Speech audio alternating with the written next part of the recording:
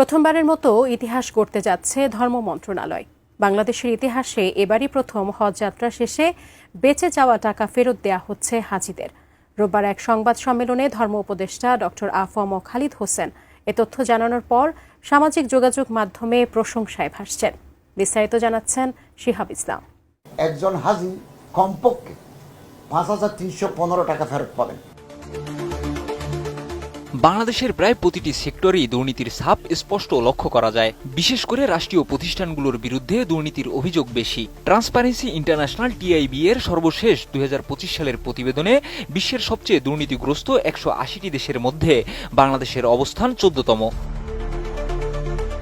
টিআইবির প্রতিবেদন অনুযায়ী গত ১৫ বছরে শেখ হাসিনা সরকারের সময়ে বাংলাদেশ থেকে প্রতি বছরে গড়ে প্রায় ১৬ বিলিয়ন মার্কিন ডলার বিদেশে পাচার হয়েছে, যার মোট পরিমাণ দাঁড়ায় ২৪০ বিলিয়ন ডলার বাংলাদেশি মুদ্রায়, যা প্রায় ২,৪০,০০০ কোটি টাকা। উল্লেখযোগ্য উদাহরণ হিসেবে রূপপুর পারমাণবিক প্রকল্পে বালিশ কেনায় অস্বাভাবিক মূল্য দেখিয়ে প্রতিটি বালিশের জন্য ৫,৯৫৭ টাকা এবং ফ্ল্যাটে তা পৌঁছে দেওয়ার জন্য ৭৬০ টাকা খরচ দেখানো হয়। টানা সপ্তমবারের মতো বেস্ট টিস্যু পেপার ব্র্যান্ড হিসেবে স্বীকৃতি পেয়েছে বসুন্ধরা টিস্যু। তদন্ত কমিটি গঠনের পরও এসব অনিয়মের সঠিক জবাবদিহিতা নিশ্চিত হয়নি। পরবর্তী সময়ে আলোচনায় আসে পর্দা কেলেঙ্কারি, যেখানে হাসপাতালের একটি পর্দার দাম দেখানো হয় ৩৭ লাখ টাকা। শেখ হাসিনা সরকারের পতনের পর গঠিত অন্তর্বর্তীকালীন সরকারের সময়ও দুর্নীতির অভিযোগ থেমে থাকেনি। উপদেষ্টাদের ব্যক্তিগত সহকারীদের বিরুদ্ধেও শত শত কোটি টাকা আত্মসাতের অভিযোগ উঠেছে। তবে এমন একটি বাস্তবতায় ব্যতিক্রমী দৃষ্টান্ত স্থাপন করেছে ধর্ম মন্ত্রণালয়। হজে অংশ নেওয়া হাজিদের বাড়ি ভাড়া বাবদ ব্যয়ের চেয়ে কম খরচ হওয়ায় বেঁচে যাওয়া অর্থ ফেরত দেওয়ার সিদ্ধান্ত নিয়েছে মন্ত্রণালয়টি।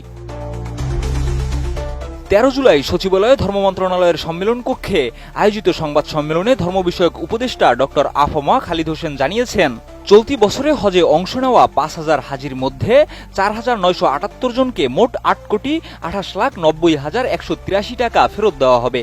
সরকারি হাজির সংখ্যা হতে ৫,০০০, এর মধ্যে ৪,৯৭৮ জন হাজিকে আমরা সর্বমোট ৮,২৮,৯০,১৮৩ টাকা ফেরত দেব।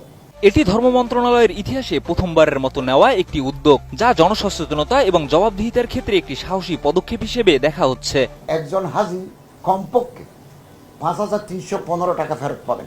শিহাব ইসলাম, এটিএন নিউজ।